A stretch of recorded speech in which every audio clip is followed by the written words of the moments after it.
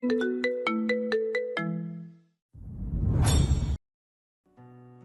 আমি কি ভাবছি? মরীচিকার এই সংসারে মায়ে আটকে পড়া যাবে না, তাহলে সারা জীবন ওকে কষ্ট পেতে হবে। বারান্দার দরজাটা খুলে বাইরে গিয়ে বসে। ওর মনটা ভালো নয়। আজকের ঘটনার কথা মনে হয়, মনে মনে ভাবে কেন ওকে বারবার এভাবে বিপদে পড়তে হয়, আর এই মানুষটাই বা কেন ওই সময় ওর পাশে এসে দাঁড়ায়। ও জানে না আল্লাহ পাকের এ কেমন ইশারা। আধো ঘুম আধো জাগরণে মায়ার রাতটা কেটে যায়। সকালে আবিরের বেশ ভালো লাগছে, তবে একটু দুর্বল। মায়াকে ডেকে আজকের ব্রেকফাস্ট রুম সার্ভিস দিতে বলে। মায়া রিসিপশনে ফোন দিয়ে ব্রেকফাস্টের কথা বলে, সাথে আবিরের জন্য চিকেন আর ভেজিটেবলের মিক্সড স্যুপ দিতে বলে। ওনারাও রুটি সবজির সাথে 2 গ্লাস অরেঞ্জ জুস, স্যুপ আর ডেজার্ট হিসাবে পুডিং দিয়ে যায়। নাস্তার পাট শেষ করার পর চা কফি দিয়ে যায়।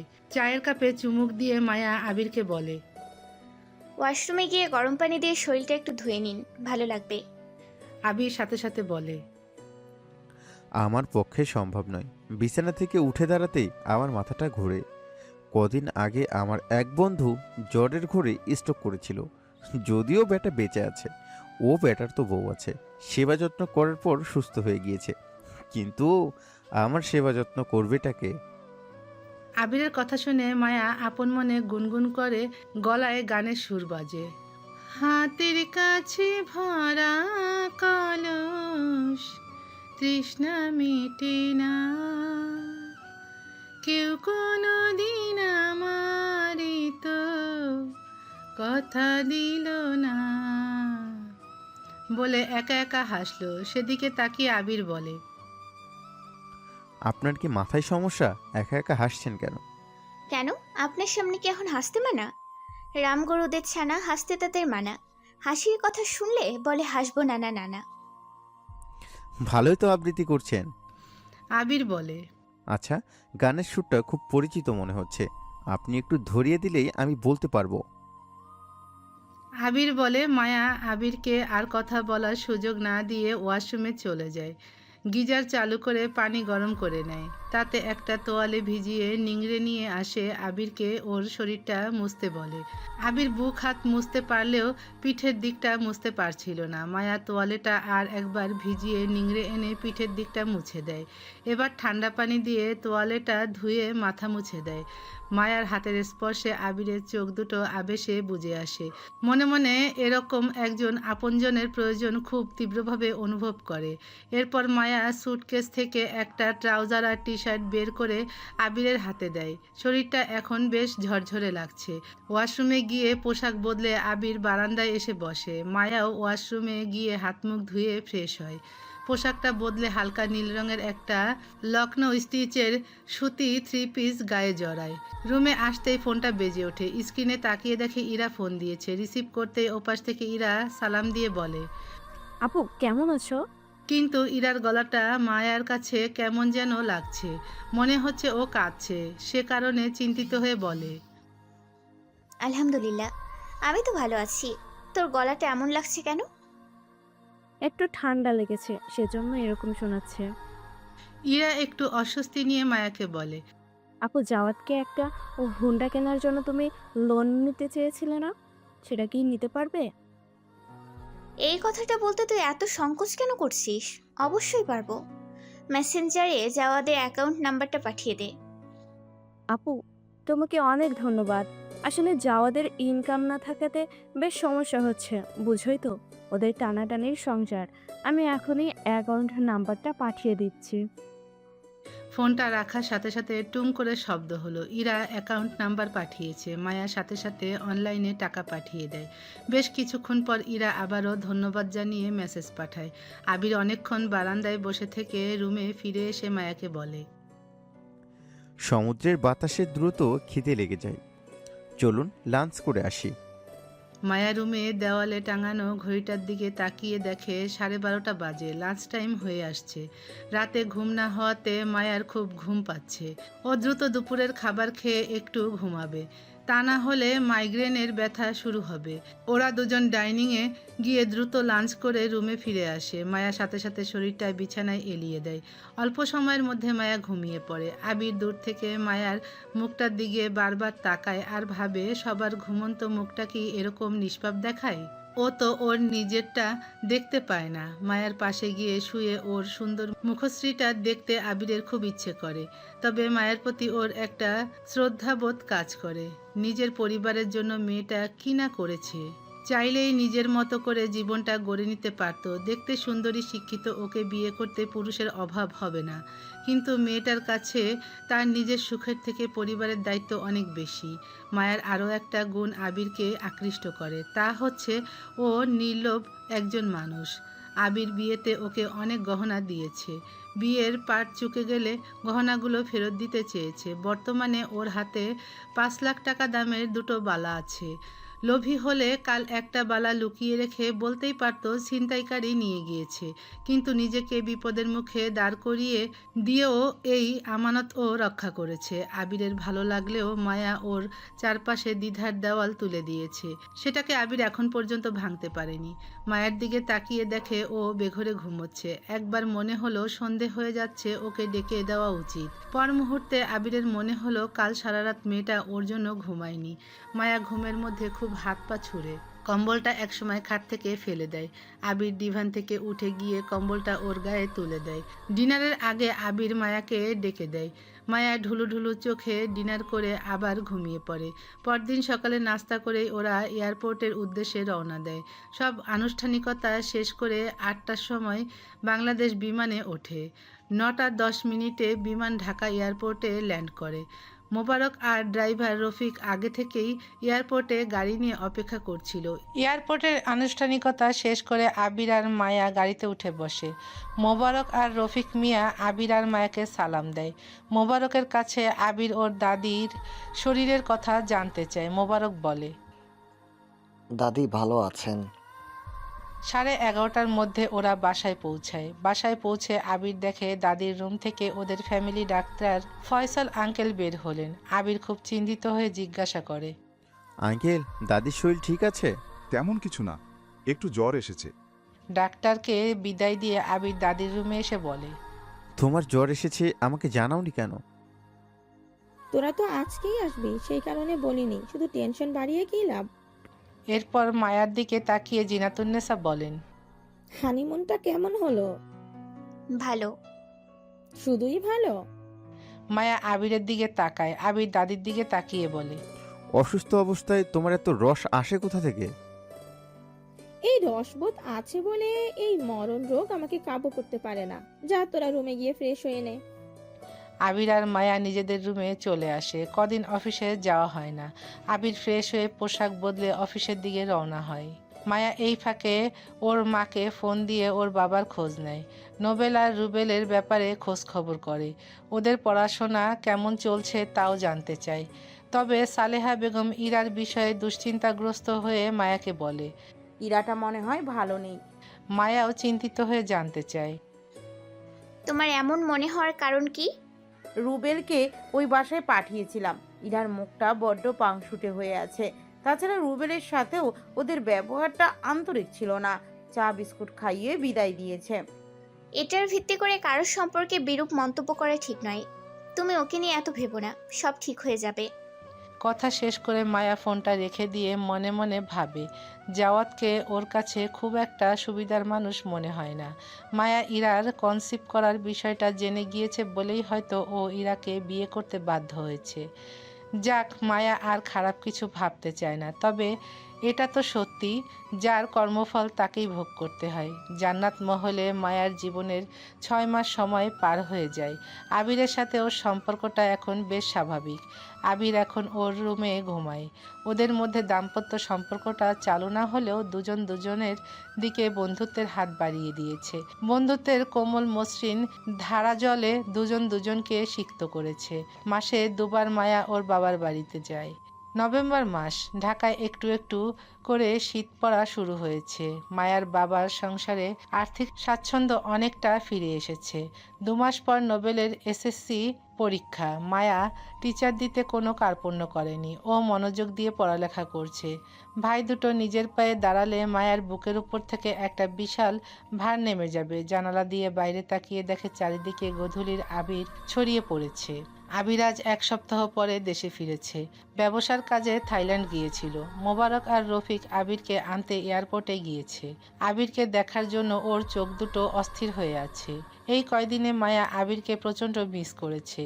বন্ধু হিসাবে আবির অতুলনীয়, এ কথা মায়ার অস্বীকার করার উপায় নেই। তবে ইদানিং আবিরকে নিজের করে পেতে মন চায়, তারপর আবার ভয় হয়। তবে জীবনসঙ্গী হিসাবে আবির কেমন হবে ওর জানা নেই। থাইল্যান্ডের সুবর্ণভূমি এয়ারপোর্টে আবির ডিউটি শপে ঘুরতে থাকে। ওখানে একটা ডায়মন্ডের শপ চোখে পড়ে। মায়ার জন্য কিছু একটা কিনতে ইচ্ছে করছে। আজ অবধি মেয়েটাকে ওর তেমন কিছু দেওয়া হয়নি। পুরো দোকান ঘুরে একজোড়া কানের দুল ওর পছন্দ হয়। মায়ার জন্য কিনে সেটা কোটের পকেটে রেখে দেয়। যথাসময়ে প্লেনে উঠল। এখন এখানে 3টা বাজে। বাংলাদেশে পৌঁছাতে বিকাল 4টা বেজে যাবে। ডোরবেলটা বেজে ওঠে। মনে হয় আবির এসেছে। লাইলি দরজা খুলে দেয়। আবির অফিস থেকে এসে আগে ওর দাদির ঘরে যায়। সেখানে কিছুক্ষণ থেকে এ ঘরে চলে আসে। এখন আবির আর মায়া এক ঘরে ঘুমায়। তবে একদিন মায়া খাটে ঘুমায় আর আবির ডিভানে থাকে। আবার পরদিন আবির খাটে ঘুমায়, মায়া ডিভানে শুয়ে পড়ে। এভাবেই ওদের অদ্ভুত দাম্পত্য সময় অতিবাহিত হতে থাকে। মায়া সিঁড়িতে আবিরের পায়ের আওয়াজ শুনতে পায়। দরজার কাছে এসে নক করে আবির রুমে প্রবেশ করে। এরপর মায়ার দিকে তাকিয়ে বলে, কেমন আছো? ভালো, তবে তোমাকে অনেক মিস করেছি। আবির বলে, আমিও তোমাকে মিস করছি।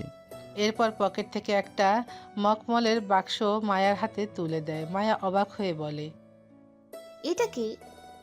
খুলেই দেখো। এরপর মায়ের কানের কাছে ফিসফিস করে বলে, দেখো তোমার পছন্দ হয় কি না। আবিরের উষ্ণশ্বাস মায়ার মুখমণ্ডলে ছড়িয়ে পড়ে। ওর বুকের ভিতর এক অচেনা কাঁপন শুরু হয়। মায়ার ফর্সা গাল দুটো রক্তিম হয়ে ওঠে। 1 সপ্তাহের বিরহে আবিরের মনে হয় সহস্র বছর ও যেন মায়াকে দেখে না। মায়াকে জড়িয়ে ধরা তীব্র আকুলতা মনের মাঝে জেগে ওঠে। মায়ার খুব কাছে গিয়ে উষ্ণ নিঃশ্বাসে ভাসিয়ে দেওয়ার তৃষ্ণা জেগে ওঠে।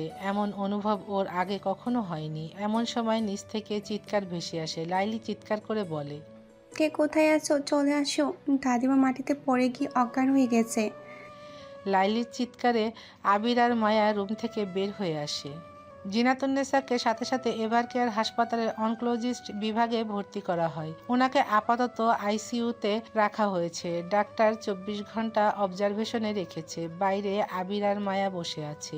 দুজনেই খুব চিন্তাযুক্ত। দুজনের একটাই চাওয়া, জিনাতুন্নেসা যেন আরও কিছুদিন বেঁচে থাকেন। হাসপাতালের এক একটা ঘন্টাকে মনে হচ্ছে বহু দীর্ঘ সময়। ঘন্টা 2 পরে ডাক্তার এসে জানালো ওনার জ্ঞান ফিরেছে। প্রথমে আবির, পরে মায়া গিয়ে দেখা করে এসেছে। আজকের রাত দুজনেই হাসপাতালে থেকে গেল। পরদিন রিপোর্ট চলে আসার পর জানা গেল ওনার শরীরে ক্যান্সার আবার ছড়াতে শুরু করেছে। সে কারণে কেমো দেওয়ার সিদ্ধান্ত নেওয়া হলো। 6টা কেমো দেওয়া হবে এবং 1.5 মাসের মধ্যে এই কেমো কমপ্লিট করতে হবে। প্রথম কেমোটা এইচডিইউতে থাকা অবস্থায় দেওয়া হবে। আজ একটা টেস্ট করা হবে। রিপোর্ট যদি ভালো আসে তাহলে আগামীকাল থেকে কেমো দেওয়া শুরু হবে। মায়ের উপর দায়িত্ব দিয়ে আবির বাসায় চলে যায়। ওর আবার আজকে বিদেশের বায়ারদের সাথে জুম মিটিং আছে। আবির চলে যাবার পর মায়া ওর বাবার বাড়িতে ফোন দিয়ে খোঁজ খবর করে। তখনই জানতে পারে ইরা ভালো নেই। ইরা যে ভালো নেই মায়া সেটা আন্দাজ করেছে। আজ অবধি জাওয়াদ একটা ফোন দিয়ে তো খোঁজ খবর করেই না, বরং হুন্ডা কেনার জন্য মায়া যে লোন দিয়েছিল তার একটা কিস্তিও মায়ার অ্যাকাউন্টে জমা পড়েনি। মায়ারও ফোন দিতে লজ্জা লাগে, কেননা মায়া হয়তো ইরার খোঁজ নিতে ফোন দেয়, কিন্তু ইরা ভাবে মায়ার টাকার জন্য ফোন দিয়েছে। বেচারা ইরা তখন নানা বাহানা দিয়ে বলে, আপু, সংসারের ঝামেলায় তোমার কিস্তির টাকাটা জাওয়াদ এতদিন দিতে পারে নাই, তবে আগামী 2 দিনের মধ্যেই দিয়ে দিবে। বাস্তবতা হলো ওই 2 দিন আর শেষ হয় না। জাওয়াদ ও ব্যাংকে টাকা পাঠায় না। সে কারণে মায়ারও ইরাকে ফোন দিতে অস্বস্তি হয়। মায়া হাসপাতালের ক্যান্টিনে গিয়ে দুপুরের খাবার খেয়ে নেয়। তারপর 1 কাপ কফি নিয়ে এসে কেবিনে বসে। আবির সকালে যাওয়ার সময় কেবিনটা ঠিক করেছে। কেবিনটা বেশ সুন্দর। দুটো বেড, একটা ছোট বারান্দা, টিভি, ক্লোজেট, একটা টেবিল, দুটো চেয়ার, একটা ছোট ফ্রিজ থেকে শুরু করে সবকিছুই আছে। টেবিলে রাখা ফুলদানিটায় টাটকা রজনীগন্ধা আর বেলি ফুল রাখা হয়েছে। আসলে টাকা থাকলে মানুষের রুচির অভাব হয় না, এটাই সহজাত বাস্তবতা। ওর বাবাকে কখনো ওরা কেবিনে ভর্তি করে নাই, আসলে ওদের সেই সামর্থ্য ছিল না। ওয়ার্ডে সবসময় ওর বাবাকে ভর্তি করেছে, সে কারণে হাসপাতালের এমন কেবিন দেখার ওর সৌভাগ্য হয়নি। আজ দেখে সে কারণে একটু অবাক হলো। পৃথিবীর সব জায়গায় টাকা দিয়ে সুখ কেনা যায়, তাই বলে কি সবাই সুখী হয়? হয় না। এই যে আবিরের এত টাকা, অথচ মায়া বেশ বুঝতে পারে ওর মনের ভিতর রয়েছে কষ্টের বিশাল ব্ল্যাক হোল। সেই কষ্টের তীব্রতা এত বেশি যে ও কারো কাছে শেয়ার করে না। কথায় আছে, অল্প শোকে কাতর আর অধিক শোকে পাথর। আবির অনেকটা পাথরের মতোই শক্ত। মায়া ভেবেছিল হয়তো আবির ওর মায়ের কথা, বাবার কথা ওকে বলবে, কিন্তু ও বলেনি। আবির সম্পর্কে যতটুকু জেনেছে পুরোটাই ওর দাদির কাছে শুনেছে। আবির যে ভিতরে ভিতরে প্রচন্ড দগ্ধ হয়, মায়া সেই অনুভবটা সচক্ষে দেখেছে। এখন তো ও আবির একই রুমে ঘুমায়। মাঝে মাঝে মাঝরাতে আবিরকে একা বারান্দায় বসে থাকতে দেখেছে। আবির হয়তো ভেবেছে মায়া ঘুমিয়ে পড়েছে, কিন্তু বাস্তবতা হলো আবির না ঘুমানো পর্যন্ত মায়া ঘুমায় না। এক ধরনের অধিকার বোধ হয়। মায়া তখন ভাবে এত অর্থবিত্ত থেকেও আবির অসুখী। পাশাপাশি এটাও ভাবে আবির হয়তো এখনো মায়ের ওপর ভরসা করার সাহস পায়নি। মায়া জানে না এটা ওর দুর্বলতা নাকি আবিরের অক্ষমতা। অপরদিকে মায়াদের পরিবারে প্রাচুর্য নেই। বাবার অসুস্থতার পর অভাবের সাথে ওদের বাস। এই অভাবের সংসারে রোগ শোকের জ্বালাও আছে, তার পাশাপাশি নিশ্চিন্তে ঘুমিয়ে পড়ার পরিবেশ আছে। তাদের ঘরে হয়তো প্রতিদিন ভালো খাবার রান্না হয় না, কিন্তু যেদিন রান্না হয় সেদিন ভাই বোন, মা বাবা একসাথে বসে পেট পুড়ে খায়। এরপর ঢেকুর তুলে বিছানায় ঘুমিয়ে পড়ে। মায়ার মোবাইলটা বেজে ওঠে। তাকিয়ে দেখে হাসপাতালের সিস্টার ফোন দিয়েছেন। মায়াকে এইচডিইউ এর সামনে যেতে বলেছে। মায়া কেবিন থেকে বের হয়ে দ্রুত এইচডিইউ ইউনিটের সামনে চলে যায়। ওখানকার ডাক্তার মায়াকে জানায় রিপোর্ট ভালো আসছে, ওনারা আজকেই কেমো শুরু করতে যাচ্ছে। মায়া আবিরকে জানালে সেও কেমো শুরু করতে মত দেয়। জিনাতুন্নেসার কেমো শুরু হলো। মায়া খুব টেনশনে আছে। ডাক্তার বলেছে অনেক ধরনের পার্শ্ব প্রতিক্রিয়া দেখা যাবে, সারা শরীর চুলকাবে কিংবা পাতলা পায়খানা শুরু হবে, আবার বমিও হতে পারে। তবে ডাক্তার এটাও বলেছে এই কেমোটা দেওয়া হলে ওনার রোগের কষ্টের কিছুটা উপশম হবে, কিন্তু উনি আর কখনো পুরোপুরি সুস্থ হবেন না। আল্লাহ পাক যে কদিন বাঁচিয়ে রাখবেন সেই কদিনই বেঁচে থাকবেন, কারণ বাস্তবতা হলো ওনার শারীরিক অবস্থা ভালো নয়। মায়ার মনটা খারাপ হয়ে গেল। ও অন্তর থেকে চেয়েছিল এই মানুষটা আরো কিছুদিন বেঁচে থাকুক, অন্তত ওর নিজের জন্যই আল্লাহ পাকের কাছে এই দোয়া করেছিল। আল্লাহর রহমতে ও এখন অনেক ভালো আছে। ওর বাবা মা, ভাই বোনদের খরচ চালাতে হিমশিম খেতে হচ্ছে না। যদিও আবিরকে ওর ভালো লাগে, সারা জীবন এই মানুষটার সাথে জীবনটা কাটিয়ে দিলে মন্দ হয় না, কিন্তু এই চাওয়াটা আবিরের দিক থেকে আসতে হবে। মায়া বুঝে আবির ওকে ভীষণ পছন্দ করে। সাথে সাথে এটা ভেবেও মায়া সন্দিহান হয় ও কি আদৌ মায়াকে ভালোবাসে নাকি মায়া ওর অভ্যাস। আজ 6 মাসের ওপর হয় মায়া আবিরের দৈনন্দিন জীবনের সাথে জড়িয়ে আছে। 24 ঘন্টা আবির ওকে দেখছে। মায়া তো জানে ও অসুন্দর নয়, যে কোনো পুরুষ ওকে দেখলে মুগ্ধতা ছড়ায়, কিন্তু মায়া তো মুগ্ধতা কিংবা মোহতে নয়, একজন প্রেমিক পুরুষকে ওর জীবনসঙ্গী হিসেবে চায়, যার কাছে ছোট ছোট চাওয়াগুলোর মূল্য থাকবে। এর মাঝে ডাক্তার এসে জানায় কেমো দেওয়া শুরু হয়েছে। ঘণ্টাখানিক সময় পার হয়ে গেল। কেমো শেষ হতে 6টার মতো সময় লাগবে। মায়া ইউনিটের সামনে বসে আছে। বেশ ভিড় এখানে। পাশেই আইসিইউ ইউনিট আছে। কেউ কেউ কাঁদছে, হয়তো তার আপনজনদের অবস্থা বেশ খারাপ। এসব দেখলে মনটা ছোট হয়ে আসে। মায়া ভাবে মানুষের আয়ু এত কম, অথচ তার জন্য মানুষ কত কিছুই না করে। চুরি, দুর্নীতি, খুন, রাহাজানি, মানি লন্ডারিং থেকে শুরু করে এমন কিছু নাই মানুষ করে না। অথচ এটা ভুলে যায় সব খারাপ কাজের জন্য তাকে সৃষ্টিকর্তার কাছে জবাবদিহি করতে হবে। ভালোভাবেই 6 ঘন্টা সময় পার হয়ে গেল। আবির অফিস শেষ করে এসেছে। জিনাতুন্নেসাকে একটু পরে কেবিনে নিয়ে আসা হবে। যদিও ডাক্তার চেয়েছিল রোগী আজকের রাতটা এইচডিইউতে থাকলে ভালো হয়, কিন্তু জিনাতুন্নেসা রাজি হলেন না। ওনার ওখানে থাকতে ভালো লাগছে না। পরিবারের লোকজনের সাথে উনি কেবিনে থাকবেন। রাত 10টা বাজে। মায়া আর আবির হাসপাতালের ক্যান্টিনে ডিনার করে নেয়। এরপর আবির এইচডিইউ এর সামনে চলে যায়। মায়া জিনাতুন্নেসাকে রিসিভ করার জন্য কেবিনে অপেক্ষা করে। কিছুক্ষণ পরেই জিনাতুন্নেসা হুইল চেয়ারে করে কেবিনে চলে আসে। সিস্টাররা খুব যত্ন করে ওনাকে বেডে শুইয়ে দেন। বেডে আসার ঘন্টাখানিক পর ওনার কাশি ওঠে, সাথে সাথে বমি করে কাপড় নষ্ট করে ফেলে। মায়া দৌড়ে গিয়ে টিস্যু পেপার দিয়ে মুখ মুছে দেয়। আবির সিস্টারদের ডেকে আনার জন্য কেবিন থেকে বের হয়। এদিকে মায়া টিস্যু দিয়ে খুব যত্ন করে মুখ হাত মুছে দিতে থাকে। আবির এসে মায়াকে নিজের হাতে করতে দেখে অবাক হয়ে বলে, আমি সিস্টারকে খবর দিয়ে এসেছি, ওনারা পোশাক নিয়ে এক্ষুনি আসছেন। আসুক না, সমস্যা কি? দাদির অস্বস্তি লাগবে না সে কারণে মুছে দিলাম। জিনাতুন্নেসা অসহায়ের মতো আবিরের দিকে তাকিয়ে বলল। আমি ওকে নিষেধ করেছিলাম। এর মাঝে সিস্টার চলে আসে। পর্দা টেনে দিয়ে ওনার পোশাক থেকে শুরু করে বেড কভার, বালিশের কভার সব বদলে দেয়। একটা ফ্রেশ কম্বল দিয়ে যায়। তবে মায়ার এই মানবিকতাটুকু আবিরের বেশ ভালো লাগে। ডাক্তার এসে বমির ট্যাবলেট দিয়ে দেয়। সেটা খাওয়ার পর আর বমি হয় না। পরদিন ওরা বাসায় চলে যায়। 1 সপ্তাহ পর আবার আরও একটা কেমো দিতে হবে। ডাক্তার বলেছে শরীরের সক্ষমতা বাড়ানোর জন্য ওনাকে অনেক পুষ্টিকর খাবার খাওয়াতে হবে। মায়াও আপ্রাণ চেষ্টা করে যাচ্ছে। সকালে কুসুম ছাড়া 3টা ডিমের সাদা অংশ আর 1 গ্লাস ফলের জুস, রুটি আর সবজি নিজ হাতে তৈরি করে। এরপর 11টার দিকে 1 বাটি মুরগির স্যুপ দেয়। অনেক যত্ন করে জিনাতুন্নেসাকে খাইয়ে দেয়।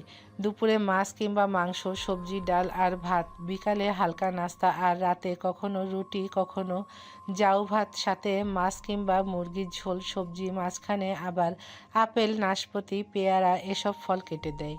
মায়ার সেবা যত্নে জিনাতুন্নেসার দুর্বলতা আস্তে আস্তে কিছুটা কেটে যায়। আবিরও মন্ত্রমুগ্ধের মতো ওর দাদির জন্য মায়ার সেবা যত্ন লক্ষ্য করে অবাক হয়। মায়ার এসবে অভ্যাস আছে। বাড়িতে যতদিন ছিল বাবার সেবা যত্ন নিয়ে ওকেই বেশি মাথা ঘামাতে হতো। আর 2 দিন পর জিনাতুন্নেসার দ্বিতীয় কেমো শুরু করতে হবে। আবার হাসপাতালে ছুটতে হবে। দুপুরে খেয়ে মায়া একটু বিছানায় শুয়ে বিশ্রাম নিতে থাকে। এমন সময় মায়ার ফোনটা বেজে ওঠে। স্ক্রিনে তাকিয়ে দেখে রুবেল ফোন দিয়েছে। ফোন ধরতেই ওপাশ থেকে রুবেল বলে, আপু তুমি কি বাসায় না অফিসে? কেন, কি হয়েছে? এরা আপু হাসপাতালে ভর্তি হয়েছে। ওর তো এখনো সময় হয়নি। আপু নাকি বাথরুমে পড়ে গেছে, প্রচন্ড ব্লিডিং শুরু হয়েছে, চিকিৎসা করতে অনেক টাকা লাগবে। এই মুহূর্তে জাওয়াদ ভাইয়ের কাছে এত টাকা নেই। তুমি কি কিছু টাকা পাঠাতে পারবে? তুই হাসপাতালের নাম, বেড নাম্বার পাঠিয়ে দে, আমি এক্ষুনি আসছি। মানিকগঞ্জ থেকে আসতে তোমার অনেক সময় লাগবে, এতে আপুর অনেক বড় ক্ষতি হতে পারে। তার থেকে তুমি জাওয়াদ ভাইয়ের অ্যাকাউন্টে পাঠিয়ে দিলে ভালো হয়। মায়া রেগে গিয়ে বলে, তোকে আমি যেটা করতে বলেছি সেটা কর। আবির সে সময় অফিস থেকে এসে রুমে প্রবেশ করে। মায়াকে জোরে কথা বলতে দেখে বলে, কি কোনো সমস্যা? আমার বোন হাসপাতালে ভর্তি হয়েছে। ও প্রেগনেন্ট ছিল। ডেলিভারির সময় এখন হয়নি। ওয়াশরুমে পড়ে গিয়ে প্রচুর ব্লিডিং হচ্ছে। আমাকে এক্ষুনি একটু বের হতে হবে। মায়ার টেনশন দেখে আবির বলে। আমিও তোমার সাথে যাব। মায়া বেশ অবাক হয়ে বলে, ওখানে কি আপনার যাওয়া ঠিক হবে? সবাই জানতে চাইবে আপনার সাথে আমার কি সম্পর্ক। বলবে বস আর কর্মচারী। মায়ার মনে হচ্ছে ওকে অনেক প্রশ্নের সম্মুখীন হতে হবে। এর থেকে আবিরের না যাওয়াই ভালো। কিন্তু আবির নাসরবান্দার মতো মায়ের পিছু পিছু হাসপাতালে রওনা হয়। কল্যাণপুরে স্পেশালাইজড হাসপাতালে ইরাকে ভর্তি করা হয়েছে। মায়া আর আবিরের বনানী থেকে পৌঁছাতে ঘন্টাখানিক সময় লেগে যায়। এ সময় অফিস ছুটি হয়, সে কারণে রাস্তায় অনেক জ্যাম থাকে। হাসপাতালে পৌঁছাতে মায়ার সন্ধ্যা 7টা বেজে যায়। ওকে দেখেই ওর মা দৌড়ে এসে ওকে জড়িয়ে ধরে কাঁদতে থাকে। মায়া রুবেলের দিকে তাকিয়ে বলে, জাওয়াত কোথায়? ওর সাথে কথা বলতে হবে। কিভাবে এই দুর্ঘটনা ঘটলো জানতে হবে। ভাইয়া তো এখানেই ছিল, হয়তো ডাক্তারের সাথে কথা বলতে গিয়েছে। মায়া ওর মায়ের সাথে আবিরের পরিচয় করিয়ে দেয়। আবিরও মায়ার মাকে সালাম দিয়ে বলে, আন্টি ভালো আছেন? আঙ্কেল কেমন আছে? মেয়ের এত বড় দুর্ঘটনা ঘটার পর ভালো আর থাকি কিভাবে? তোমার আঙ্কেলের শরীর আছে মোটামুটি। আবির রুবেলকে নিয়ে ডাক্তারের সাথে কথা বলতে যায়। এই সুযোগে ওর মা বলে, তোর বসটা কেমন? ভালো। স্বভাব চরিত্র কেমন? লুচ্চা নয় তো? মায়া অবাক হয়ে ওর মায়ের দিকে তাকিয়ে বলে। পুলিশের মতো এত জেরা করছো কেন? কোনো সমস্যা? সালেহা বেগম ইতিউতি করতে লাগলেন। মায়া ওর মায়ের আচরণ দেখে বলে, আম্মা একটু ঝেড়ে কাশো। কি বলতে চাও সরাসরি বলো। না মানে কিছুদিন আগে তুই কক্সবাজার গিয়েছিলি না? হুম, আমার চাই কার বাড়াভাতে ছাই পড়লো। তুই রেগে যাচ্ছিস কেন? তা রেগে যাব না? তোমার এক সন্তান মৃত্যুর সাথে পাঞ্জা লড়ছে, কোথায় তুমি দোয়া দরদ পড়বে সেটা না করে কার বস লুচ্ছা সে খবর নিতে ব্যস্ত হয়ে পড়েছো। বলি কি, আর সাধে তোকে নিয়ে কানাফুসা শুরু হয়েছে। আমি কি করেছি যে কানাঘুষা শুরু হবে? জামাত নাকি তোকে কক্সবাজারে কোনো একটা পুরুষ লোকের সাথে দেখেছে, পরেও খোঁজ নিয়ে জেনেছে ওই পুরুষ লোকটা তোর বস হয়। তাইতে সমস্যাটা কি হয়েছে? অফিসের কাজে আমি স্যারের সাথে যেতেই পারি। কিন্তু নানা জনে নানা কথা বলে। তোর ফুপুও সেদিন ফোন দিয়ে বলে তোকে নাকি দুদিন রেস্টুরেন্টে একটা ছেলের সাথে দেখেছে। বুঝলাম আমাকে দুদিন দেখেছে, আর তার মেয়ে যে প্রতিদিন কোনো না কোনো ছেলের সাথে ডেটে যায়, ফুপু কি সে খোঁজ রাখে? জবা কিসে করে যায়? ডেট আবার কেমন গাড়ি? মায়া বুঝেছে ওর মা কথাটা বোঝেনি। এখনকার যুগের এসব কথা ওর মায়ের না বোঝারই কথা। মায়া ওই প্রসঙ্গে আর কথা না বলে আসল প্রসঙ্গ সামনে নিয়ে এসে বলে, শোনো আম্মু, আসল কথা হচ্ছে আমরা এখন ভালো আছি বলে আত্মীয় স্বজনের চোখ টাটাচ্ছে, ওদের সহ্য হচ্ছে না। দূর থেকে আবির মায়াকে ওর মায়ের সাথে রেগে কথা বলতে দেখে কাছে এসে বলে, আমি এখন আসি, আপনার আজ ছুটি। এই দুঃসময়ে পরিবারের পাশে থাকাটা অত্যন্ত জরুরি। আমি ওই দিকটা সামলে নিব। মায়া কিছু বলতে চাচ্ছিল কিন্তু আবির সুযোগ না দিয়ে চলে যায়। আসলেই মায়ের এখন এখানে থাকাটা জরুরি। বিশেষ করে জাওয়াদের সাথে ওর একটা বোঝাপড়া করতে হবে। মায়া ইতিমধ্যে কয়েকবার ফোন দিয়েছে কিন্তু ফোন সুইচ অফ বলছে। 24 ঘন্টা পর ইরার জ্ঞান ফিরল, কিন্তু জাওয়াদের টিকিটা মায়া দেখতে পেল না। মায়া আর ওর মাকে দেখে ইরা ঝরঝর করে কেঁদে ফেলল। মায়া ওকে কাঁদতে নিষেধ করে বলে, কাদাটা কোনো সমাধান না। তোর এই দুর্ঘটনা কিভাবে ঘটলো? আপু, তোমাকে সব বলবো, তবে যাওয়াদের সংসার আমি আর করব না, ওকে ডিভোর্স দিব। সাথে সাথে সালেহা বেগম রেগে গিয়ে বলে, ডিভোর্সের আলোচনা এখন থাক, হুট করে কোনো সিদ্ধান্ত নিবি না। অকাম করার সময় হুঁশ ছিল না, তাহলে তো ওই বদমাসটাকে বিয়ে করতে হতো না। আর বিয়ে যখন করেছিস, সংসার তোকে ওর সাথেই করতে হবে। কথাগুলো বলার পর সালেহা বেগমও মনে মনে ভাবলেন জাওয়াদ ওকে ভর্তি করে দিয়ে কোথায় পালালো। মায়া ওর মাকে থামিয়ে দিয়ে বলে, যা হবার তা তো হয়ে গেছে, এখন এসব কথা বলে ওকে কষ্ট দিয়ে তোমার কি লাভ? মায়া ওর মাকে রুবেলের সাথে চলে যেতে বলে। বাসায় ওর বাবা অসুস্থ অবস্থায় আছে, যদিও নোবেল এখন দেখভাল করতে পারে। তারপরও মায়া ওর মাকে নিয়ে আইসিইউ ইউনিট থেকে বের হয় আর মনে মনে বলে ভাগ্যিস আজকে রোগীর চাপ কম, ডাক্তারও একটু দূরে বসেছিল, সে কারণে ওর মায়ের কথাগুলো কেউ শুনতে পায়নি। মাকে এখান থেকে পাঠিয়ে দেওয়াই ভালো হবে। রুবেলের সাথে মায়া ওর মাকে পাঠিয়ে দেয়। সালেহা বেগম রুবেলকে বলে, জাওয়াত কোথায়? তুমি কি করে বলবো? জাওয়াদের আচরণ রুবেলের কাছে খুব বিরক্ত লাগছে। বউকে শ্বশুরবাড়ির কাঁধে ফেলে রেখে নিজে চম্পট দিয়েছে, এদিকে টাকা পয়সার ধাক্কাটা কে সামলাবে?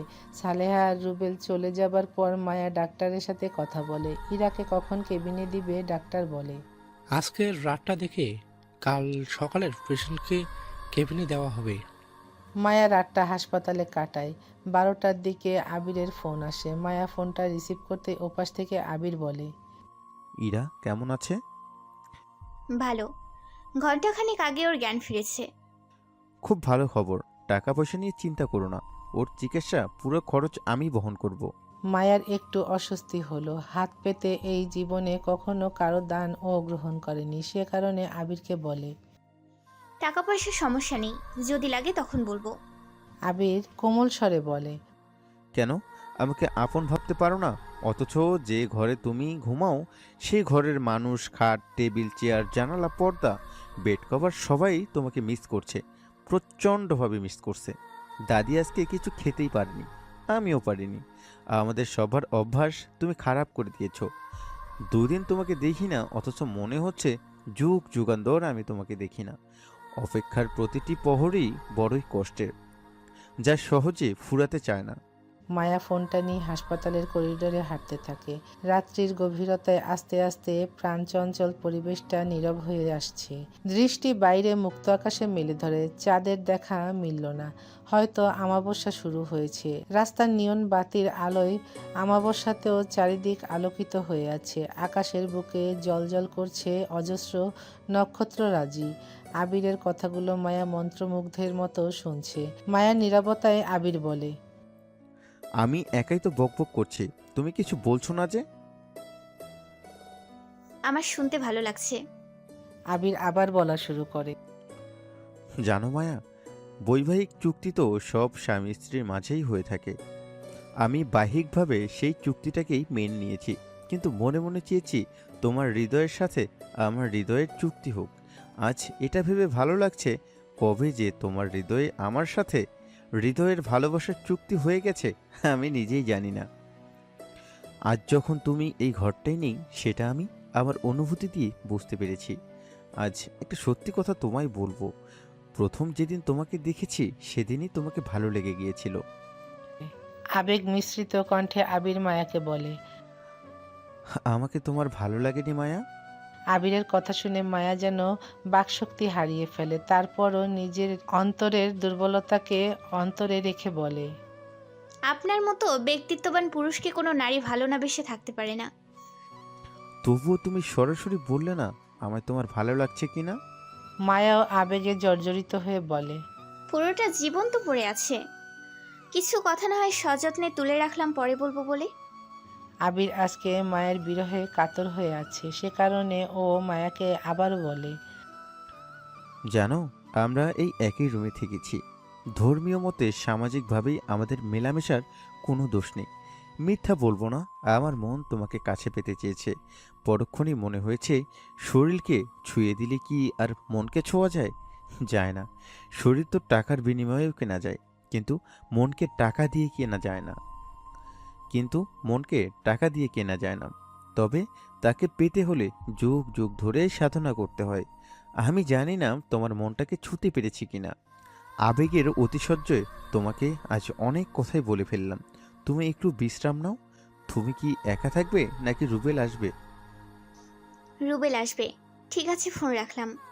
ফোনটা রেখে মায়া মনে মনে বলে, এমন একজন মানুষই তো ও জীবনভর চেয়েছে, যার চোখে ভালোবাসার স্বপ্ন ভরে থাকবে। সে শুধু দায়িত্বের কারণে নয়, অনুভূতি দিয়ে ওকে অনুভব করবে। জীবনের সুখে দুঃখে সবসময় ছায়া হয়ে পাশে রবে আর কায়া হয়ে জড়িয়ে থাকবে। মায়া রাতটা কোনো রকমে চেয়ারে বসে কাটিয়ে দেয়। রুবেল ওর সাথে ছিল, তবে ও খুব ভোরে উঠে চলে যায়। কোচিংয়ে রুবেলের আজ একটা পরীক্ষা আছে, সামনে ওর এইচএসসি পরীক্ষা। সে কারণে মায়াও চায়নি রুবেল হাসপাতালে থাকুক। ও তো সামলে নিতে পারছে, বরং আজ ওকে বনানী চলে যেতে হবে। আগামীকাল জিনাতুন্নেসাকে হাসপাতালে ভর্তি করতে হবে। সেকেন্ড কেমোটা কাল দেওয়ার কথা। মায়া ক্যান্টিনে গিয়ে নাস্তা করে কেবিনের জন্য কথা বলতে অফিস রুমে যায়। সেখানে একটা সেমি কেবিন ইরার জন্য নিয়ে নেয়। ভাড়াটা মায়ার জন্য ঠিক আছে, আসলে যেমন অবস্থা তেমন ব্যবস্থা। আবির যতই বলুক চিকিৎসার সব খরচ ও বহন করবে, কিন্তু মায়ার কারো কাছে হাত পেতে সাহায্য নিতে লজ্জা লাগে। জীবন চলার পথে ওকে অনেকেই সাহায্য করতে চেয়েছে, তারা বেশিরভাগই ওর অফিসের বস। সাহায্যের হাত ঠিকই বাড়িয়ে দিয়েছে, কিন্তু পরক্ষণেই ওদের চোখে মায়া লালসা দৃষ্টি দেখেছে। সবে নতুন গ্রাজুয়েশন শেষ করেছে, পরিবারের হাল ধরার জন্য হন্যে হয়ে চাকরি খুঁজছে। তখনই এসব নোংরা মনের মানুষের সাথে ওর পরিচয় ঘটে। নারী যতই শিক্ষিত হোক, কিছু পুরুষ মানুষ আছে নারীদেরকে ভোগের সামগ্রী মনে করে। মায়া সত্যি আর ওদের সাথে পারছিল না, সে কারণে এভাবে বিয়ে করার সিদ্ধান্ত নেয়। কেবিন ঠিক করে সিস্টারের সাথে নির্দিষ্ট কেবিনে চলে যায়। ওরা বেড কভার বিছিয়ে দেয়, বালিশের কভার চেঞ্জ করে রুমটা পরিপাটি করে গুছিয়ে দেয়। পাশে একটা ডিভান রাখা আছে। একটু পরেই হুইল চেয়ারে করে ইরাকে আনা হয়।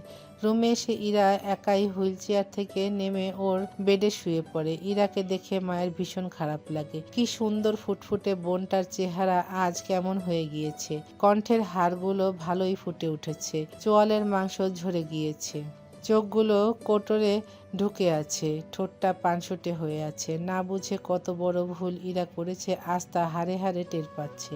জীবনে কেউ দেখে শিখে, আর কেউ শিখে ঠেকে। ঠেকে শিখলে অনেক বড় মাসুল গুনতে হয়। ইরার ক্ষেত্রে সেটাই ঘটেছে। সিস্টাররা ওনাদের সব আনুষ্ঠানিকতা সেরে চলে গেলেন। মায়া একটা চেয়ার নিয়ে ইরার মাথার পাশে বসে জিজ্ঞাসা করে, এখন বল, তুই কেন জাওয়াদের সংসার করবি না? আর জাওয়াত কেন উধাও হলো? আমি তো কিছুই বুঝতে পারছি না। ইরা নিজেকে সামলে নিয়ে কথাগুলো একটু গুছিয়ে নিয়ে বলে, আদাবরের 3 জনের রুমে একটা ফ্ল্যাট ভাড়া করে জাওয়াত থাকতো। আমাকে নিয়ে যাবার পর স্টোর রুমে আমাদের থাকার ব্যবস্থা করা হয়। ওই রুমটা গুদাম ঘরের মতো, একটা খুব ছোট ভেন্টিলেশন ছিল, তাও মানিয়ে নিলাম এই কাজের কারণে যে ভালোবাসার মানুষটাকে নিজের করতে পেরেছি। যেদিন ও বাড়িতে গিয়েছি সেদিন থেকে আমার কাজে হাত দিতে হয়, অথচ জাওয়াদ আমার কাছে এমন ভাব দেখাতো ও খুব বড় লোকের ছেলে। বিয়ের দিন বলে ওদের সংসার নাকি টানাটানির সংসার। আমার তখন ওকে বিয়ে না করে উপায় ছিল না। একটা ভুলে আমার চরম ক্ষতি হয়ে গেল। আমি তখন কনসিভ করে ফেললাম। আপু, তুমি সত্যি কথাই সেদিন বলেছো যে ছেলে বিয়ের আগে শারীরিক সম্পর্ক করতে চায়, সে কোনোদিন ভালো চরিত্রবান পুরুষ হতে পারে না, যা আমি বিয়ের পর কঠিনভাবে উপলব্ধি করেছি। সংসারের সব কাজকর্ম আমার করতে হতো, কারণ জাওয়াত তো কোনো ইনকাম করে না। অপরদিকে আমার যা কিছুই করতো না, কারণ তার স্বামীর টাকায় বলতে গেলে পুরো সংসার চলে। শ্বশুরের পেনশনের টাকায় ওনার ওষুধপত্র, শ্বশুর বাড়ির হাত খরচ আর জাওয়াদের পড়াশোনার খরচ চলতো। এভাবে বিয়ে করাতে আমার শ্বশুর পড়াশোনার খরচ বন্ধ করে দেয়। পড়াশোনা বন্ধ হওয়াতে জাওয়াদের রাগের সব বহিঃপ্রকাশ ঘটতো আমার ওপর। সারাক্ষণ আমার সাথে খিটমিট করতো। ফলে বাধ্য হয়ে আমি তোমার কাছে হুন্ডার জন্য টাকা ধার চাই। জাওয়াদও উবার চালাতে রাজি হয়, কিন্তু বাস্তবতা হচ্ছে যাওয়ার হুন্ডা কিনে নাই। মায়া অবাক হয়ে জিজ্ঞাসা করে, তাহলে টাকা দিয়েও কি করেছে? সংসারে মাঝে মাঝে বাজার করতো আর বন্ধুদের নিয়ে মোজ মাস্তি করে উড়িয়েছে। আমি মাঝে মাঝে ওকে হুন্ডা কেনার জন্য প্রেশার দিতাম, তখন আবার আমাকে বড় মুখ করে বলতো, তোমার বোনের টাকা আমি সময় মতো শোধ করে দেব। কারো টাকা মেরে খাওয়ার অভ্যাস আমার নয়। আমি শ্বশুরবাড়ি থেকে বরং আংটি ঘড়ি ফার্নিচার কিছুই পাইনি, বরং তোমার বোন জায়গা মতো কায়দা করে তোমাকে আমার কাঁধে তুলে দিয়েছে। আমিও রেগে গিয়ে বলতাম, আমার বোন তুলে দেয়নি, বরং তুমি কর্মের ফল ভোগ করছো। সেদিন রাতে আমাদের দুজনের মাঝে অনেক তর্ক হয়। চিৎকার চেঁচামেচি শুনে আমার শাশুড়ি মা আমার ঘরে আসেন। যখন জানতে পারে তুমি ব্যবসা করার জন্য ওকে কিছু টাকা ধার দিয়েছো, তখন আমার শাশুড়ি মা আগুনে ঘি ঢালার মতো বলে, কিসের টাকা তুই শোধ দিবি? জামাই হিসাবে এই টাকা তোর প্রাপ্তি। আগুনে ঘি ঢালার মতো আমার শাশুড়ি মা বললেন, আর কি এমনিতেই জাওয়াদ নাচনে বুড়ি, তার ওপর শাশুড়ি মা দিলেন ঢোলের বাড়ি। ওদিকে আমার যা বলে বাসার টিভি, ফ্রিজ, ক্লোসেট, খাট, আলমারি, সোফা সেট সব ওর বাবার বাড়ি থেকে দিয়েছে। আমার বাবা মা জাওয়াতকে ঠকিয়ে আমাকে চাপিয়ে দিয়েছে। কেমন রাগ হয় বলো। তারপর দাঁতে দাঁত চিপে হজম করতে লাগলাম। এদিকে আমাকে নিয়ম মতো ডাক্তার দেখানো হচ্ছে না। তোমার টাকাটা পেয়ে আমাকে 2-3 বার ডাক্তার দেখিয়েছে। এতে আমার শাশুড়ি মা রেগে গিয়ে বললেন, তোর নাই ইনকাম, তারপরেও এত বড় ডক্টর দেখানোর রস আসে কোত্থেকে? আমি ডক্টর না দেখিয়ে 2টো ছেলে পয়দা করলাম। এটা আবার যা ওপর দালালি করে আমার শাশুড়িকে বলে, মা, আপনার মনে আছে আমার বেবি কনসিভ করার পর থেকে আমার বাবা মায়ের কাছেই ছিলাম। ওনারাই তো আমার সব খরচ বহন করতেন। তার বলতে আমার সব মনে আছে। তোমার বাবা মায়ের মতো আক্কেল বুদ্ধি আবার সবার থাকে না। এভাবে প্রতিনিয়ত কথার খোঁচায় আমার ভিতর বাহির ঝাঁঝরা হতে থাকে। ইরার কথাগুলো শুনে মায়ার ভীষণ কষ্ট হয়। আহারে, ইরাটা এইটুকু বয়সে কত কঠিন সময় পার করেছে। ইরার মাথায় হাত বুলিয়ে দিয়ে মায়া বলে, তুই আমাকে জানাসনি কেন? কোন মুখে জানাবো? জাওয়াদকে তো আমি পছন্দ করে বিয়ে করেছি। তারপর আমাকে তোর জানানো উচিত ছিল। এখন বল, বাচ্চাটা কিভাবে মিসক্যারেজ হলো? তোমাকে যে কিভাবে বলি? এখন আর কোনো কথা গোপন করা ঠিক হবে না, সব খুলে বল। ইরা ইতি উতি করতে করতে একসময় বলেই ফেলে, আপু, জাওয়াদ তোমাকে কক্সবাজারে তোমার বসের সাথে ঘুরতে দেখেছে। এ কথা তুমি আমার কাছে শুনেছো, কিন্তু ও তোমাকে নিয়ে একটা বাজে মন্তব্য করেছিল। সেটা আমি আমাকে বলিনি। যেদিন আমার মিসক্যারেজ হয় সেদিন আমি ওকে বললাম, তুমি আমার বোনের টাকাটা ৯/৬ করে উড়িয়ে দিলে। তবুও হুন্ডা কিনলে না। ওর সাথে সাথে আমায় বলে, শরীর বেচা টাকা দিয়ে ব্যবসা করলে সে টাকা হালাল হবে না। কথাটা শুনে আমার মাথার চাঁদিটা গরম হয়ে গেল। ও তখন খাটের কোনায় বসা ছিল আর আমি ওর সামনে দাঁড়িয়েছিলাম। রাগ সামলাতে না পেরে আমি ওর গায়ে কষে থাপ্পড় লাগিয়ে বলি, আর কখনো যেন আমার নিষ্পাপ বোনের চরিত্রে কলঙ্ক লাগাতে না দেখি। সবাইকে নিজের পাল্লায় মেপো না জাওয়াদ।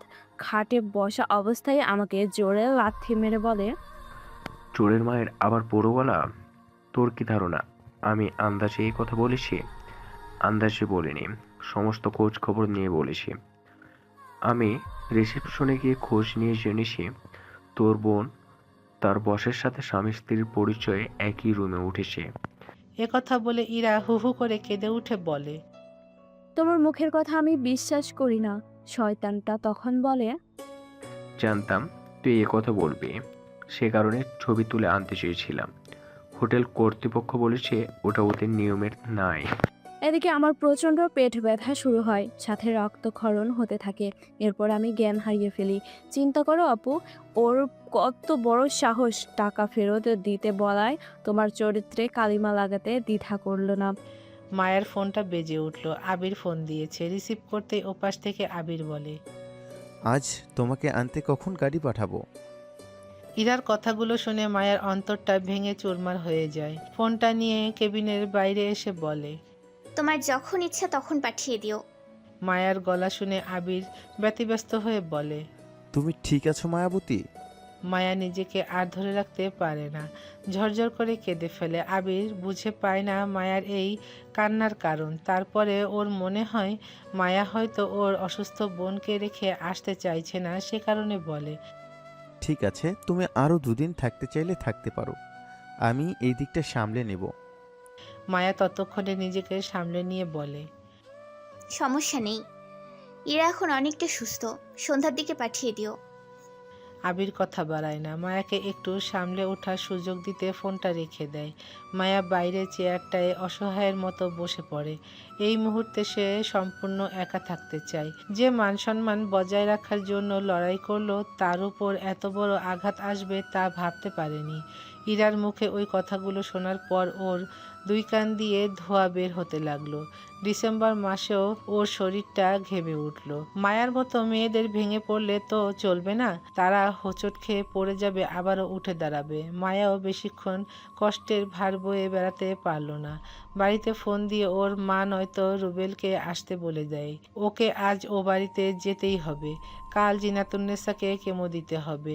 জীবনে যা কিছুই ঘটুক, দায়িত্বে অবহেলা করার মতো মেয়ে মায়া নয়। সন্ধ্যায় আবির নিজে গাড়ি ড্রাইভ করে চলে আসে। ফোনে মায়াকে ওভাবে কাঁদতে দেখে দিনটা ওর ভালো যায়নি। শুধু মনে হয়েছে কখন মায়াকে আনতে যাবে। হাসপাতালে পৌঁছে মায়াকে ফোন দেয়। মায়া সবার কাছে বিদায় নিয়ে বের হবার সময় ওর মা বলে, এই রাতে তুই একা একা মানিকগঞ্জ কিভাবে যাবি? রুবেলকে সাথে নিয়ে যা। সাথে সাথে রুবেল বলে, কাল আমার কোচিং নেই আর কলেজেও এখন তেমন একটা ক্লাস হচ্ছে না, সামনে টেস্ট পরীক্ষা। আমি তোমার সাথে গিয়ে কাল চলে আসবো। মায়া ব্যতিব্যস্ত হয়ে বলে। কাউকে আমার সাথে যেতে হবে না, অফিসের গাড়ি আছে, সুতরাং সমস্যা নেই। আর রুবেলের এদিকে ইরার কাছে থাকাটা জরুরি। ইরা মায়াকে বলে। আপু সাবধানে যাও, আয়াতুল কুরসি পড়ে নিও। মায়া সবার কাছে বিদায় নিয়ে গাড়ির কাছে আসতেই আবির দরজা খুলে দেয়। মায়া ড্রাইভিং সিটের পাশে সিটে বসে, সিট বেল্টটা লাগিয়ে নেয়। আবির আর চোখে মায়াকে দেখে। মায়ার মলিন মুখটা দেখে ওর খুব খারাপ লাগলো। গাড়ি স্টার্ট দেয়। বনানীর পথে প্রাডোটা ছুটে চলে। জ্যামে একসময় গাড়ি থেমে যায়। মায়া হাত দুটো কোলের ওপর রেখে দৃষ্টিটা বাইরে মেলে ধরে। আবির এক সময় মায়ের হাতের ওপর হাত রাখে। আজ আর মায়া হাত সরিয়ে নেয় না, বরং আবিরের হাতটাও শক্ত করে চেপে ধরে। আবির ফিসফিস করে বলে, আমি আছি তো তোমার পাশে।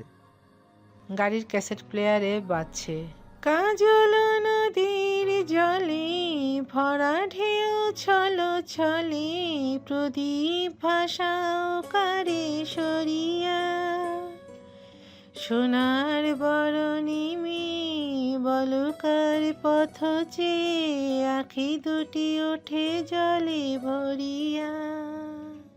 বাসায় ফিরে মায়া জিনাতুন্নেসার রুমে যায়। উনি বিছানায় চোখ বুজে শুয়ে আছেন, টেনে টেনে নিঃশ্বাস নিচ্ছেন। মায়ের মনে হলো বহুদিন পর জিনাতুন্নেসাকে দেখতে পেল, অথচ মাত্র দুদিন ওনার সাথে দেখা হয়নি। এই দুদিনেই উনি যেন অনেকটা শুকিয়ে গেছেন। মায়া আলতো করে ওনার কপালে হাত রাখে। চোখ খুলে মায়াকে দেখে জিনাতুন্নেসার চোখ দুটো আনন্দে ঝলমল করে ওঠে। বিছানা থেকে উঠে বসার চেষ্টা করছেন। মায়া ওনাকে ধরে বসালো। এরপর মায়ের দিকে তাকিয়ে বললেন, বাবা মায়ের সাথে দূরত্বটা এখন কি কমেছে? মায়া মাথা নাড়িয়ে বলে, কিছুটা।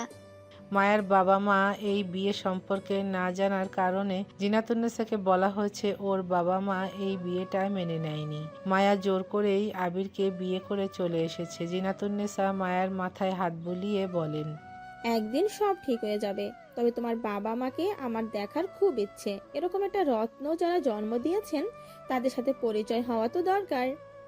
মায়া একটু আড়ষ্ট হয়ে বলে, আপনি আমাকে একটু বেশি ভালোবাসেন। যাক, সে হিসেবে এখন করতে হবে না। দুদিন তুমি ছিলে না, তোমার স্বামী বিরহে কাতর হয়ে আছে। আমি আর সামলাতে পারবো না। এমনিতেই আমার জীবন যায় যায় অবস্থা। তুমি ওর কাছে যাও। মায়ার এ রুম থেকে যেতে ইচ্ছে হচ্ছে না। কেন যেন মনে হচ্ছে মানুষটার আয়ু ফুরিয়ে এসেছে। চেহারাটা বড্ড ফ্যাকাশে লাগছে। মায়া জিনাতুন্নেসার দিকে তাকিয়ে বলে, আমাকে এ ঘর থেকে ঠেলে পাঠিয়ে দিচ্ছেন কেন? এই 2 দিন আপনি আমাকে মিস করেননি? করিনি এ কথা বলে মিথ্যে বলা হবে। তোমাকে মিস না করে উপায় আছে? সবাইকে তুমি মায়ার ডোরে বেঁধে ফেলেছো। আমার সাথে পরে এসে গল্প করতে পারবে। এখন আমার নাতিটাকে একটু সময় দাও। অনিচ্ছা সত্ত্বেও মায়া ওই রুম থেকে বের হলো। আবিরের মুখোমুখি হতে ওর একটু লজ্জা লাগছে। আবার এদিকে এই বিয়ের ব্যাপারটায় সুরাহা হওয়া প্রয়োজন। মানুষ ওকে নিয়ে নানা কথা বলছে।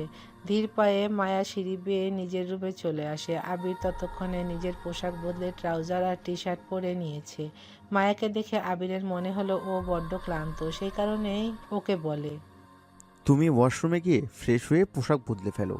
2 দিন হাসপাতালে এই একই পোশাক পরেছিলে। ঘুম হয়নি, বিশ্রামও হয়নি, সাথে ছিল মানসিক চাপ। ইরার হাজবেন্ড কি পরে এসেছিল? না। ওর বিরুদ্ধে তাহলে অ্যাকশনে যাওয়া উচিত। ইরা পরিপূর্ণ সুস্থ হবার পরে একটা সিদ্ধান্তে আসা যাবে। মায়া আসলে কিছুই ভাবতে পারছে না। পারিপার্শ্বিক চাপে পুরো মাথাটায় হ্যাং হয়ে আছে।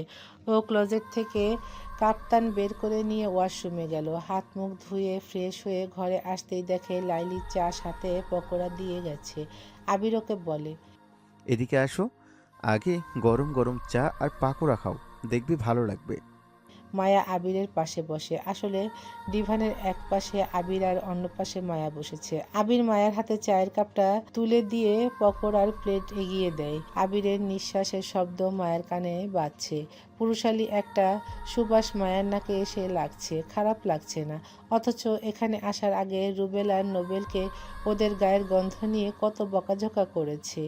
আজ আবিরের গায়ের গন্ধ ওর খারাপ লাগছে না, বরং কেমন একটা মাদকতা মিশে আছে। আবিরের সঙ্গটাও উপভোগ করছে। ওর কাছাকাছি থাকতে মন চাইছে। অথচ অর্ণব ওকে ভালোবেসেছিল।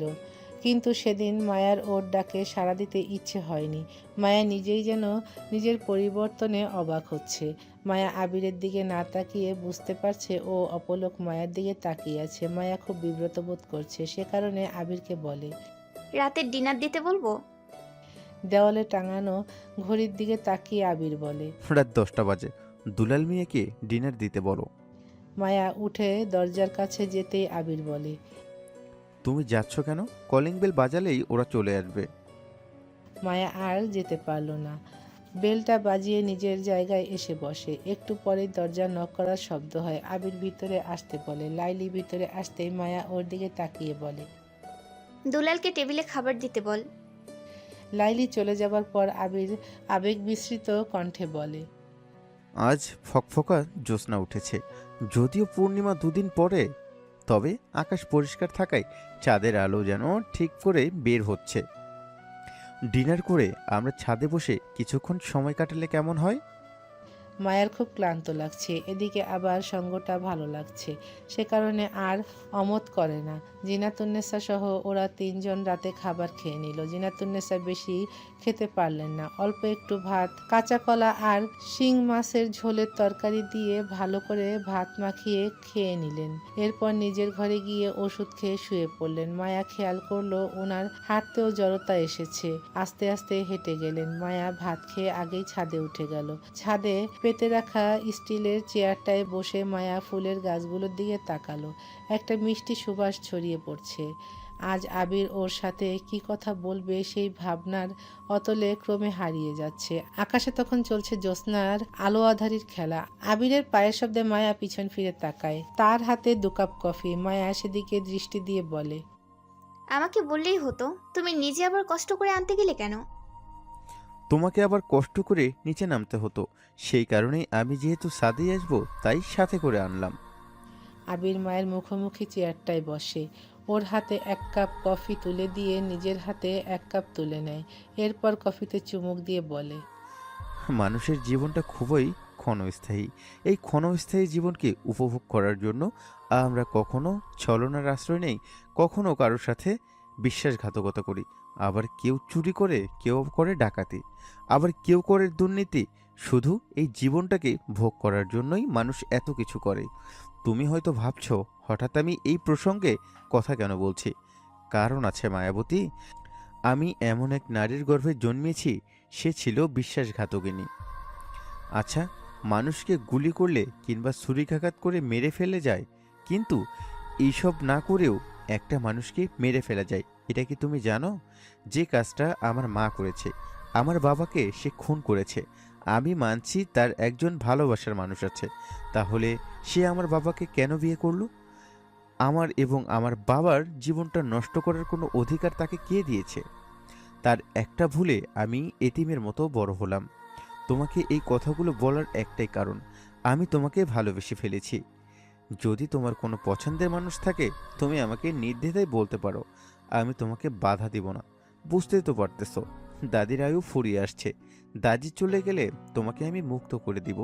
তারপরও তোমাকে জোর নেই, তুমি নিজের মনকে জিজ্ঞাসা করো আমাকে সে ভালোবেসেছে কিনা। আবির কথাগুলো এক নাগাড়ে বলে মায়ার দিকে তাকালো। সত্যিকার অর্থে আবির চায় ওর কথাগুলো মায়ার অন্তরকে স্পর্শ করুক। মায়ার চোখ জোড়া জ্বলজ্বল করছে। আবিরের মনে হলো ওর কথাগুলো মায়ের অন্তরকে ছুঁয়েছে। মায়া ধীরে সুস্থে চেয়ার থেকে উঠে ছাদের কিনারায় গ্রিলের গা ঘেঁষে দাঁড়িয়ে বলে, মিথ্যা বলবো না, আমাকে একজন পছন্দ করেছিল। আমার যে তাকে ভালো লাগতো তা নয়, কিন্তু কেন যেন আমি তার ডাকে সাড়া দিতে পারিনি। ও আমার জীবন থেকে চলে গেছে 4 বছর হয়ে গেল। এর মাঝে আর কারো প্রতি আমার তীব্র আকর্ষণবোধ তৈরি হয়নি। তবে তোমার সাথে যেদিন আমার প্রথম দেখা হলো, কেন যেন মনে হলো এরকম একটা মানুষ পাশে থাকলে মন্দ হয় না। তোমাকে যে ছেলেটা ভালোবেসেছিল তার সাথে কি তোমার এখনো যোগাযোগ আছে? না, তবে যোগাযোগ করার কখনো ইচ্ছে হয়নি। চাঁদনি আমার জীবনে সবসময় তোমার মতোই সহজ স্বাভাবিক ভঙ্গিতে যায়নি। সেই কারণে আজ এই জীবনে আমি প্রতারণা আর নিতে পারবো না। সেই জন্য তোমাকে কথাগুলো বললাম। মায়ের ভয় ওর নিজেকে নিয়ে নয়, আবিরকে নিয়ে। যদি আবির কখনো ওকে ছেড়ে চলে যায়, সেদিন ও নিজেকে সামলাবে কি করে? জীবনের সাথে লড়াই করতে করতে ও আজ বড্ড ক্লান্ত। আজ ওর মনে হয় ওর একজন শখের মানুষ থাকুক, যার বুকে মাথা রেখে ও রাতে নিশ্চিন্তে ঘুমাবে, আর দিনের সময়গুলো পরম নির্ভরতায় কেটে যাবে। মায়ার চোখ জোড়া ভিজে ওঠে, কার্নিশে জমে থাকা অশ্রুগুলো মায়া আবিরের কাছে লুকাতে পারে না। আবির আলতো করে রক্তিম গালে পড়ে থাকা অশ্রুবিন্দুগুলো সরিয়ে দেয়। আবিরের স্পর্শে মায়ার শরীর রোমাঞ্চিত হয়, কান্নাগুলো যেন দ্বিগুণ বেগে বের হতে চায়। এটুকু জীবনের বয়সে কত অপমান, কত লাঞ্ছনার শিকার ওকে হতে হয়েছে, অথচ দেশের নাম্বার 1 বিজনেস আইকন আজ ওকে ভালোবাসায় জড়িয়ে নিতে চাইছে। এই জায়গাটায় মায়ার ক্ষেত্রে প্রতিবন্ধকতা সৃষ্টি হয়েছে। চিরজীবন আবির কি ওকে এভাবে ভালোবাসবে, নাকি জীবনের কোনো একটা সময়ে এই আর্থিক বৈষম্য বাধা হয়ে দাঁড়াবে? আবির যদি ওকে কোনোদিন অসম্মান করে, এই দুঃখ ও কিভাবে পুষে রাখবে? এত লড়াইয়ের পর ওর আর দুঃখ যন্ত্রণা পুষে রাখার জায়গা নেই। আবির কোমল স্বরে বলে। কি এত ভাবছো মায়াবতী? কান্না ভেজা কণ্ঠে মায়া বলে। তুমি আমাকে কোনোদিন ভুলে যাবে না তো? কিংবা তোমার জীবনের গণ্ডি থেকে আমাকে বের করে দিয়ে দূরত্বের দেয়াল তুলে দেবে না তো? আমি তোমাকে আমার হৃদয়ের সবটুকু অনুভূতি দিয়ে ভালোবেসেছি, আর সত্যিকারের ভালোবাসার বন্ধন অনেক মজবুত হয়। তোমার কাছে হাত জোড় করে মিনতি করছি, তুমি কোনোদিনও আমাকে ত্যাগ করো না। এতে শুধু তোমার জীবন নয়, আমাকেও তুমি হত্যা করবে। ওই যে তোমাকে বললাম, খুন না করেও কিভাবে মেরে ফেলা যায়, সেদিন আমার সত্যিই মরণ হবে। মায়া আবিরের ঠোঁটে আঙ্গুল দিয়ে বলে। এসব কথা আর কখনো বলবে না, আমার শুনতে ভালো লাগে না। আবির এই প্রথম মায়াকে পিছন দিক থেকে জড়িয়ে ধরে। আবিরের উষ্ণ শ্বাস মায়ার শরীরের সমস্ত রক্তবিন্দুতে কাঁপন ধরায়। আকাশের চাঁদটা আস্তে আস্তে অন্তরাগের দিকে ধাবিত হচ্ছে। আবির ধরা গলায় বলে, তুমি আমার প্রথম, তুমিই আমার শেষ প্রণয়। বুকের ভিতরে তুমি ছাড়া আর কারো নাম এই জীবনে লিখিনি। রাত আস্তে আস্তে শেষ হয়ে আসছে। দুজনে ওদের রুমে ফিরে আসে। ঘুমে আর প্রশান্তিতে মায়ার চোখ দুটো জড়িয়ে আসছে। আজ মায়ার ডিভানে ঘুমানোর পালা, কিন্তু আবির ওকে বিছানায় ঘুমাতে বলে। অস্বস্তি হলেও আবিরের চাওয়াটা ফেলতে পারে না। মায়া জড়সড় হয়ে বিছানার একপাশে শুয়ে পড়ে। আবির ওয়াশরুমে যায়। প্রচণ্ড ক্লান্তিতে শোয়ার সাথে সাথে মায়া ঘুমের অতলে তলিয়ে যায়। পরদিন ডোরবেল বাজার শব্দে আবির আর মায়ার ঘুম ভেঙে যায়। দেওয়াল ঘড়ির দিকে তাকিয়ে দেখে 9টা বাজে। মায়া শোয়া থেকে দ্রুত উঠে পড়ে, ওয়াশরুমে গিয়ে ফ্রেশ হয়। আবিরকে ফ্রেশ হয়ে নিচে নামতে বলে মায়া সিঁড়ি দিয়ে নিচে নেমে আসে। লাইলি দরজাটা খুলে দিয়েছে। মায়া ওকে জিজ্ঞেস করে, কে আসছে? ছাড়ের মামাতো ভাই বিদেশ থেকে আসছে। এমন সময় আবির নিচে নেমে এসে ড্রয়িং রুমে চলে যায়। আবিরের পিছু পিছু মায়াও ড্রয়িং রুমে গিয়ে প্রচণ্ড ধাক্কা খায়। ও কাকে দেখছে? ওকে দেখে অর্ণব অবাক হয়ে বলে, তুমি এখানে?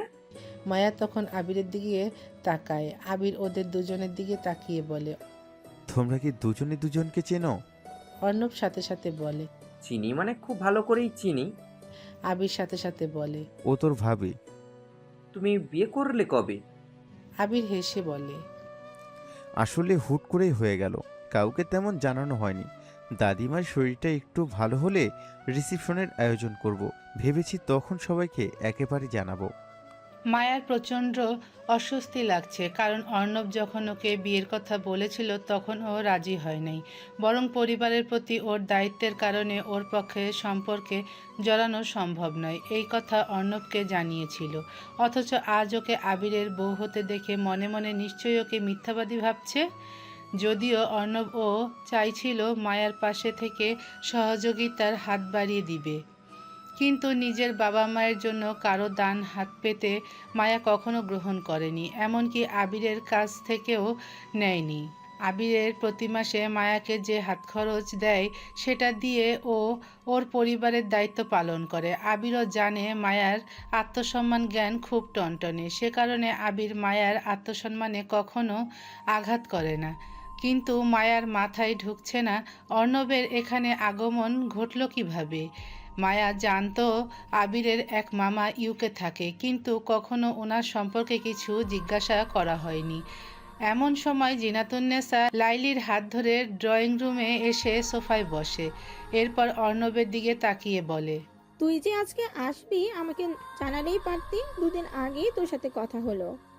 অর্ণব একটু বিমর্ষ হয়ে বলে। তোমার অসুখের কথা শোনার পর থেকেই আসার চেষ্টা করেছিলাম, ছুটি মেলাতে পারছিলাম না। বহু কষ্টে প্রফেসরকে ম্যানেজ করে আসতে হয়েছে। না জানিয়ে আসতে চেয়েছি তোমাকে সারপ্রাইজ দিব বলে। এখন আমি নিজেই সারপ্রাইজড হয়ে গেলাম। এই কথা বলে মায়ার দিকে তাকিয়ে হাসতে লাগলো। অর্ণবের হাসিতে বিষাদ মাখানো ছিল। মায়ার খুব অস্বস্তি লাগছে। ও আর বেশিক্ষণ এখানে দাঁড়াতে চাইলো না, সে কারণে উপস্থিত সবার দিকে তাকিয়ে বলে। টেবিলে নাস্তা বেড়ে দেই। জিনাতুন্নেসা মায়ার কথা শুনে বলে। তোমার যেতে হবে না, দুলালকে টেবিলে খাবার দিতে বলো। এরপর অর্ণবের দিকে তাকিয়ে জিনাতুন্নেসা বলেন। আসলে আমার শরীরটা হঠাৎ করে খারাপ হওয়াতে আবিরকে দ্রুত বিয়ের সিদ্ধান্ত নিতে হয়। তোমাদের কাউকে আর জানাতে পারিনি, তোর বাবা মাকেও বলিনি, তবে আমার নাত বউটা খুব ভালো হয়েছে। অর্ণব জিনাতুন্নেসার মুখের কথা কেড়ে নিয়ে বলে। দাদিমা, তোমার কাছ থেকে ওর ভালোর খতিয়ান আমায় নিতে হবে না, কারণ তোমাদের থেকে ওকে আমি আরো বেশিই চিনি। অর্ণবের কথায় আবিরের ভিতর অস্বস্তি দানা বাঁধতে শুরু করে। মায়া আবিরের চেহারা দেখে বুঝতে পারছে ওর মনের খবর। মনে মনে অর্ণবের এমন বালখিল্য আচরণে প্রচণ্ড বিরক্ত বোধ করে মায়া বলে। 4 বছর আমরা একসাথে পড়াশোনা করেছি, সেই সুবাদে চেনাটাই স্বাভাবিক। সেটাকে এভাবে উপস্থাপন করার কিছু নেই। সোজা কথা সোজাভাবে বললে আরও শ্রুতি মধুর হয়।